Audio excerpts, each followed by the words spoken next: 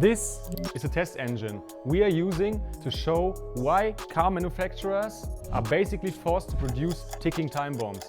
We will explain why highly efficient engines are increasingly giving the automotive industry a bad name and why oil pressure will most likely to be the cause of the death of your engine too. Efficiency improvements and downsizing won't affect longevity at all. That's the slogan we can find on each manufacturer's brochure. They could say that because there are no long-term results existing. But I can tell you, most of the engines that come to our workshop are exactly these types of engines. Engines which are massively forced to be smaller, to be more efficient, but also to be more powerful. Manufacturers developing a new engine have to meet three main requirements. First, the customer demand for power and performance. We all want to drive a competitive car, fast, elegant and performing. Second, the quality and longevity the brand is associated with.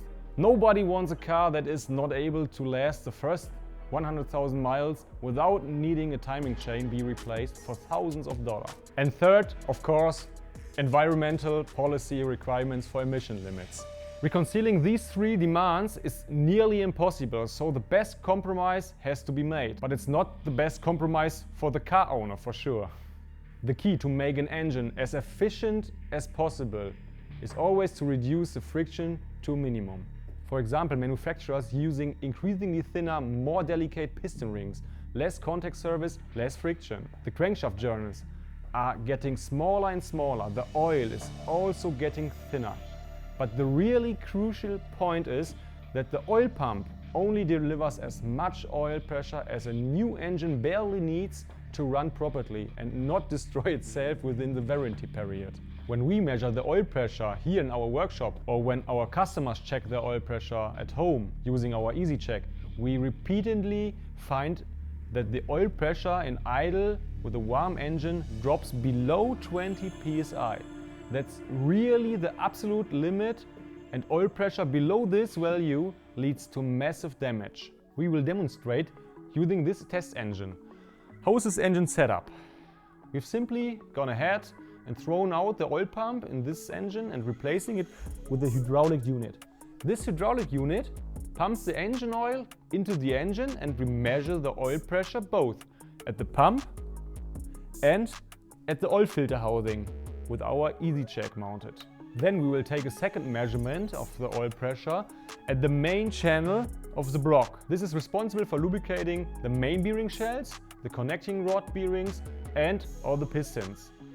We will control the nozzles which are cooling the pistons by a solenoid valve. In older engines it's mechanically regulated via spring pressure, like this nozzle. Finally, we want to know what oil pressure actually reaches the cylinder head at the top. Is it enough to lubricate the camshafts? I would say let's just get started and turn on the oil pump. By the way, we have of course heated the oil in the tank of the hydraulic unit with a heating element. We are currently somewhere around 120 degrees Fahrenheit. During the experiment, the oil will continue to heat up to 160, 180 degrees Fahrenheit. That's the operating temperature at which you would measure your oil pressure at home. Now we have pressurized the engine with oil. Look here, we are at 20 psi oil pressure and the large pressure gauge, which measures the oil pressure directly at the pump, shows exactly the same as the EasyCheck. So we can conclude that the full maximum of oil pressure is always present at the oil filter housing, so the place where you measure your oil pressure. We have left the chain cover open here so you can see which components are supplied with the oil. We started at the top with the two camshaft adjusters. You can see oil dripping out nicely here, so they are currently pressurized with oil. Then we have the entire chain system here, which is of course lubricated with the dripping oil itself.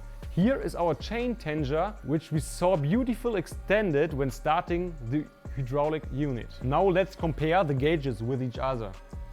We now have the oil pressure that the pump generates compared to the oil pressure in the block and in the cylinder head. First of all, it's noticeable that the engine block and the cylinder head don't differ much. They're almost the same, but the pressure in relation to what the oil pump delivers and what we measure here and what your workshop will measure with the EasyCheck and you at home measure with the EasyCheck, that's really important, is far above what actually arrives at the bearing shells, for example. Probably the oil pressure of your engine at idle will be between 10 and 25 psi, depending on the mileage of your engine. Now, I will show you why 10 psi is significantly too low and why your engine is dying because of it. As you can see here, the oil pressure in the engine block and also in the cylinder head is almost under 5 psi and it's almost nothing. On the one hand, it's important that we understand how lubrication works, because the bearing is only a bit larger than the crankshaft journal. Due to the shape, an oil wedge is created in this bearing between the journal and the bearing surface. And this oil wedge ensures that the bearing surface and the journal never touch. To build up this oil wedge, we need a minimum oil pressure of 20 psi. These hydraulic camshaft adjusters also needed certain minimum pressure to function. If this pressure is not given, they start to rattle, there are errors and misfires. And at this point, I just want to clear up this misunderstanding that the oil pump becomes defective or damaged with the time. The oil pump is simply dimensioned incorrectly. The engine becomes more efficient by downsizing this important component. Second fact is that the oil spray nozzles are the biggest oil pressure consumers within the engine. These nozzles are closed at idle because the engine needs the entire oil pressure for the whole system. That's the reason why the low power of the original oil pump is enough to lubricate the whole system. But what if one of the nozzles breaks? So we simply need more oil pressure reserve. We need a pump that not only delivers the oil pressure that the system barely needs, but we need a reserve. The only thing you can do to protect your engine from engine damage is to increase the oil pressure in low speed range. How do you do that? That's only possible with an upgrade oil pump. We've been developing this oil pump for several years. 5 years ago, we brought the first oil pump to market. We are working hard to bring this oil pump upgrade for every modern engine. Compared to existing upgrades, we're increasing the oil pressure in the lower speed range also and protect the engine from damage.